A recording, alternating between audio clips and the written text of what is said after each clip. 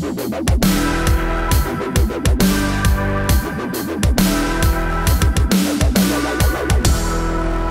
top of the morning to you.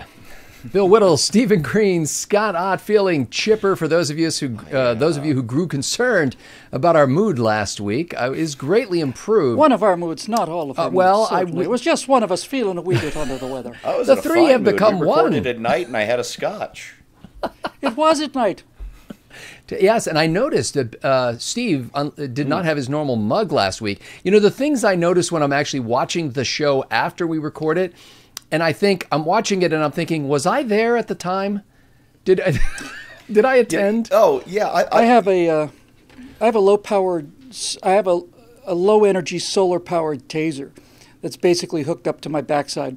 And as long as it's daylight out there, it provides just enough of a shock to maintain some sort of forward motion for me. Well, you know, I always watch the shows after they go up on BillWhittle.com so I can catch the sort of the thoughts and the nuances that I might have missed while we were recording. And it turns out they're never actually there. But I like looking for thoughts them. and nuances. I don't know what show you're talking about. Well, I'm glad that you've got a solar-powered taser now hooked up to your backside. Before, when you were going on wind power alone, I just didn't think that was adequate.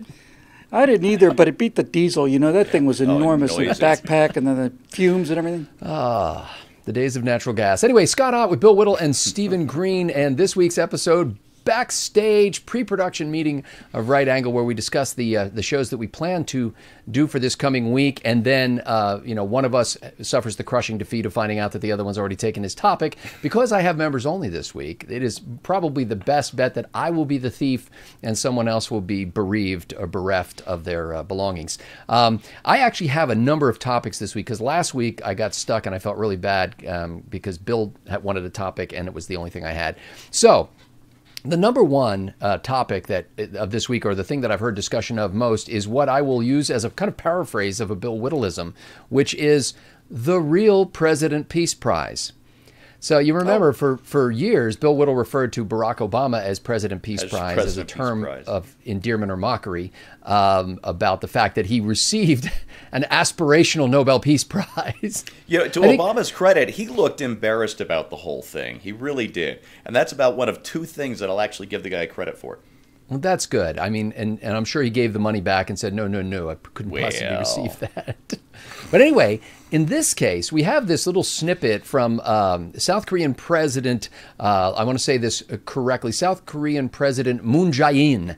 And Mr. Moon, President Moon, was having a meeting with his cabinet secretaries and apparently recounted that he had received a letter from the widow of a former South Korean president, Kim Dae-jung, if I remember correctly. In any case, I could be getting that name wrong. But the widow of the former president suggested that the current South Korean president ought to receive a Nobel Peace Prize.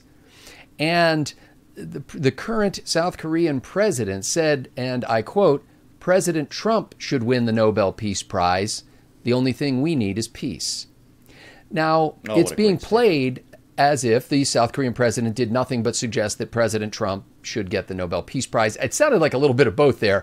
It was like, yeah, President Trump set the atmosphere for it, for the rapprochement between North and South. But it also sounded like the South Korean president was saying, look, who cares about prizes? We'll take the peace. And good for them. I hope they get it. It's been a long, long, long war. 68 I was going to do my segment. years. I was going to do my segment on North and South Korea. Call it the real President Peace Prize. You take that, because I actually have 4 more topics. Do you really? Yes, I do. Scott came prepared, dang it. I would be glad to give you that one. In fact, I would give away one to Steve if necessary here. Thank you. Sorry about that, pal. Well, Bill, since it's your topic, would you like to flesh that out a little bit? Yeah, and I'm only going to go at one thing here, and I'm going to stay on it because it's the core of my entire theory of defense.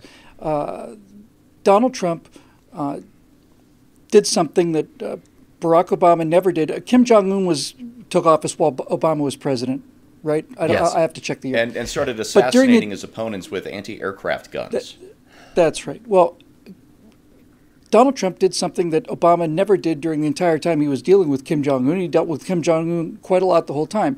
And that is Donald Trump scared the living daylights out of Kim Jong-un. It's funny how that works. Yeah.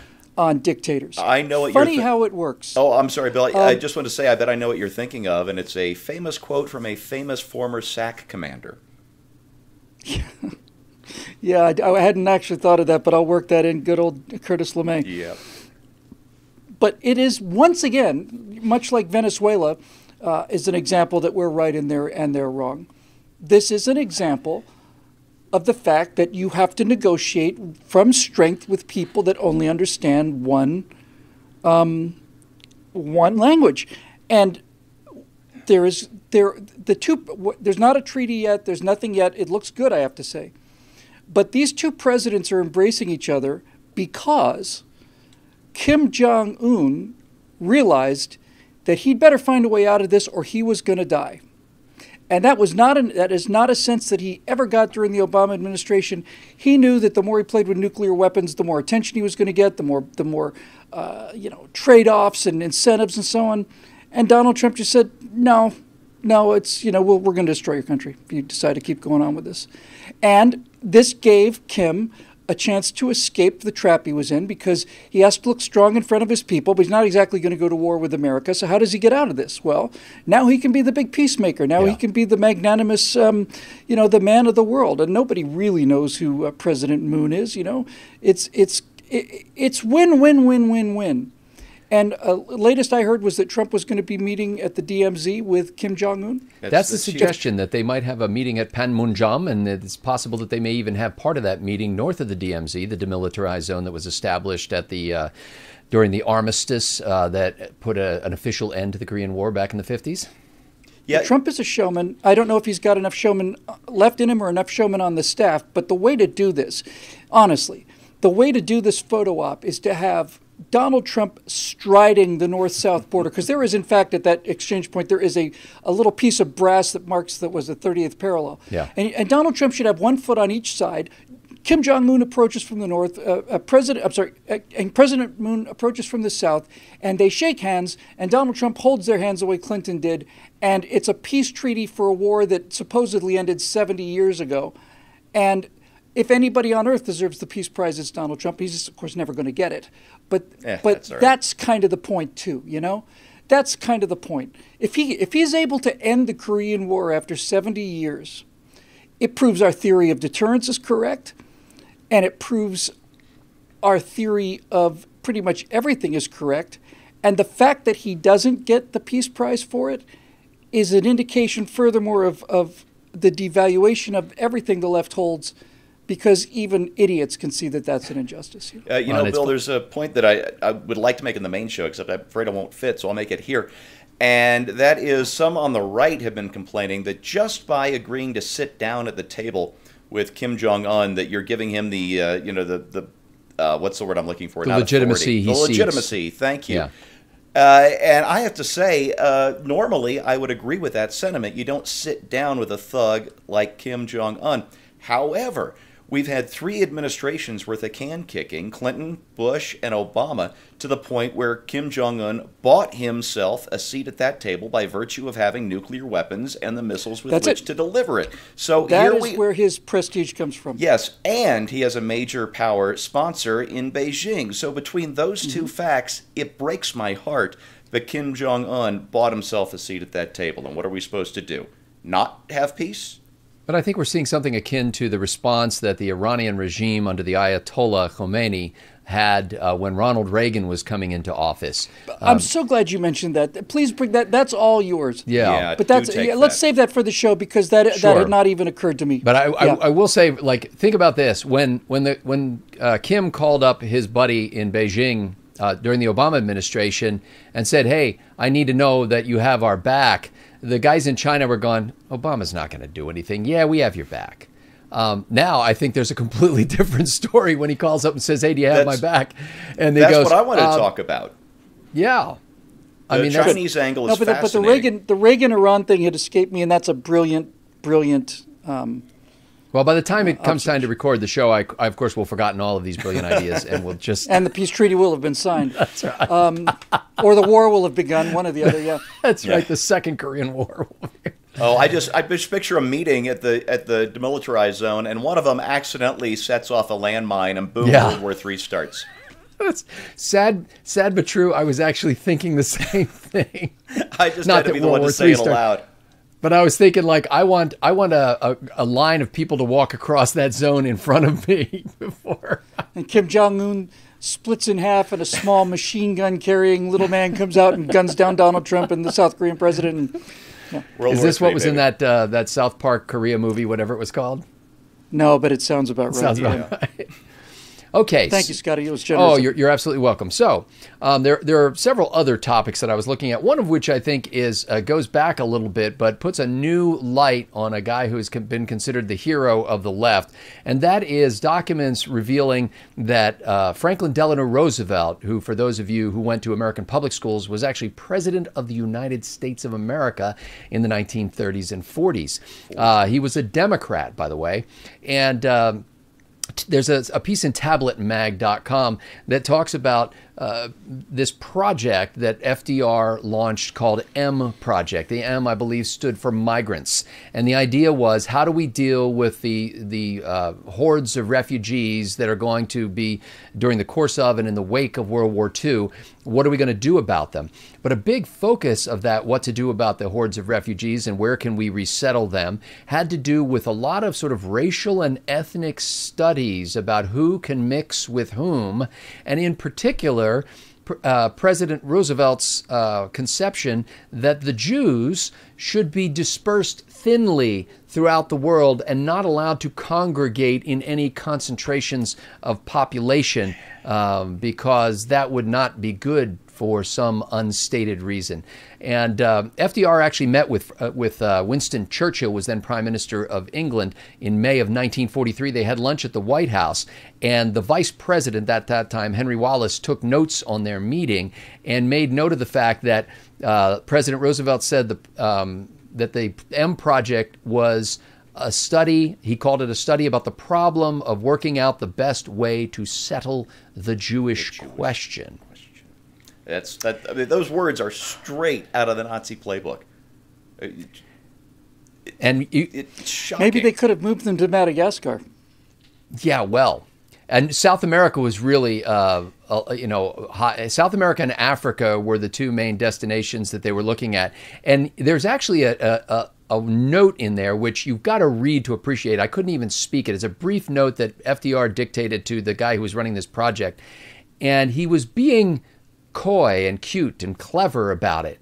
But during the course of that, it became very clear that basically this was all about something that the founder of Planned Parenthood would have loved. It was about, racial purity and, not specifically eugenics, but really racialism, this idea that we need to find out ways that we don't get the wrong people mixing with each other.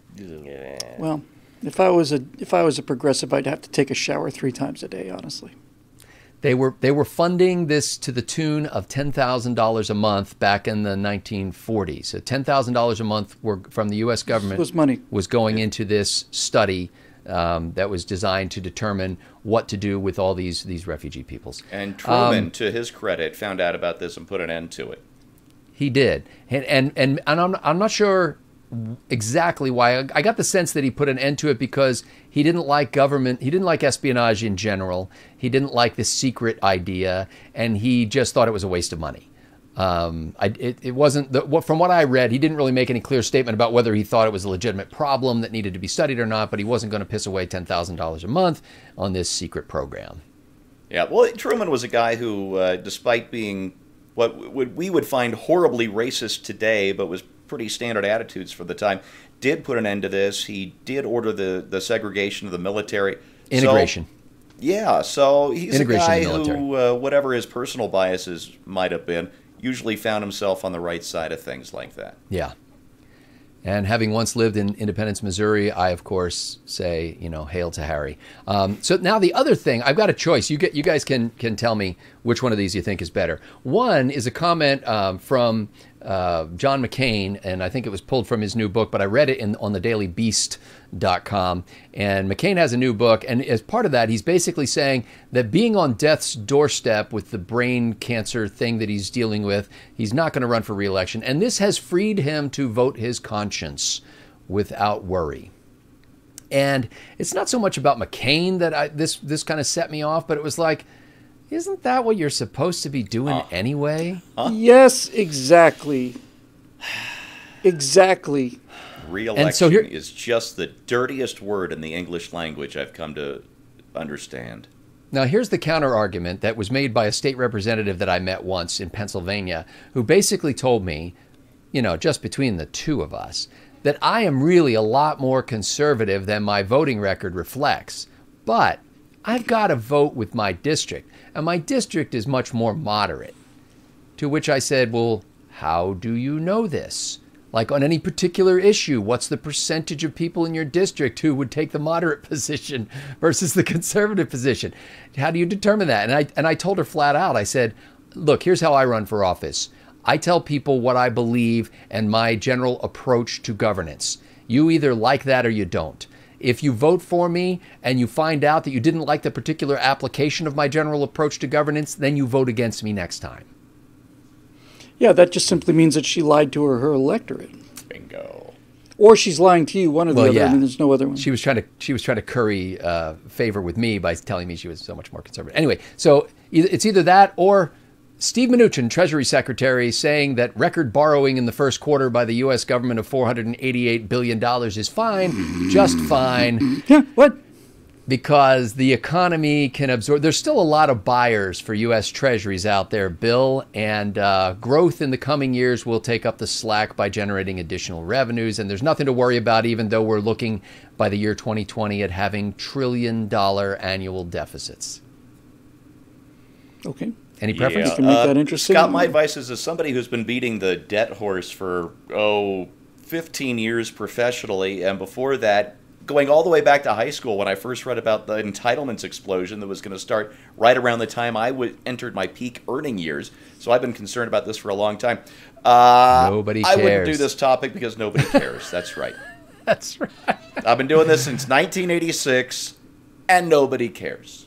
Okay, well, I'll stick with the John McCain one then. I'll mark that one among my 6 ideas. So those are my 2 episodes. Bill has already expounded upon his episode. That leaves Stephen Green drinking from a mug this week instead of a tumbler. What's up, Steve? Yeah, I'd like to do 3 stories, and they're the last 3 you just mentioned. Oh, no problem at all. No. Wow, this is so disturbing. I'm not going to say his name because I don't think we should do that here, but the killer in Toronto last week who killed 10 or injured 15 the van others driver with that light rental van. Yeah, it turns out not Muslim, not Lutheran either. He's Incel. Incel. What? Yeah, involuntary celibate.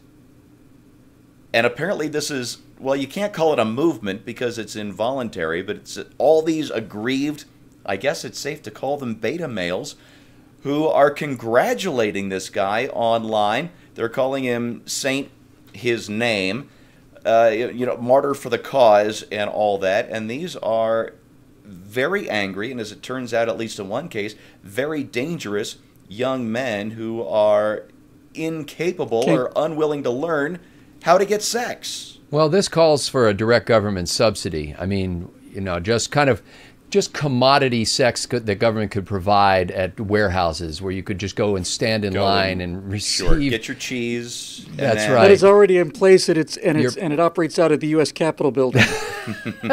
Yes, but that's where you take it, not where you get it. Line up for there your are pound of flesh. 535 willing practitioners Yes.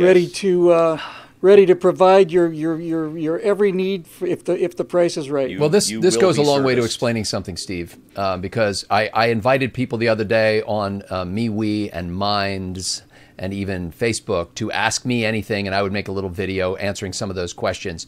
And somebody just said, "What do you think of incel?" And you had to look it and up.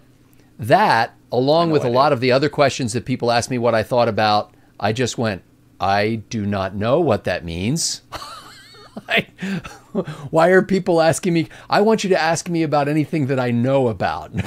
No, I think it's a great topic, actually. Good. I think it's a very good topic. Well, what I want to talk about is not this guy in particular, although, clearly is going to be our hook into this, but the cultural and technological conditions that give rise to a movement like these incels.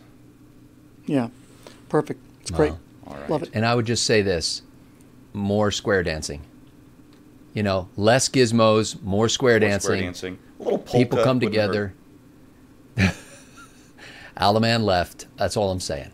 All right, ladies and gentlemen. Well, there you have your topics for this week's episodes of Right Angle at BillWhittle.com. These things are, of course, made possible by people like you who are subscribing on a monthly or annual basis, or even some people who are making one-time donations or recurring donations at BillWhittle.com, all of which you may do. Update on our We Right Angle group has now blossomed in the mere course of a week. Last I checked, we were over 540 members of that group. Hey. You can just go to MeWe.com and search in the Right Angle box. If you can't find that for some reason, and I've heard some people like, oh, I don't know how to do this, look for Scott Ott, and I will hook you up. You befriend me, and then I will connect you to the group.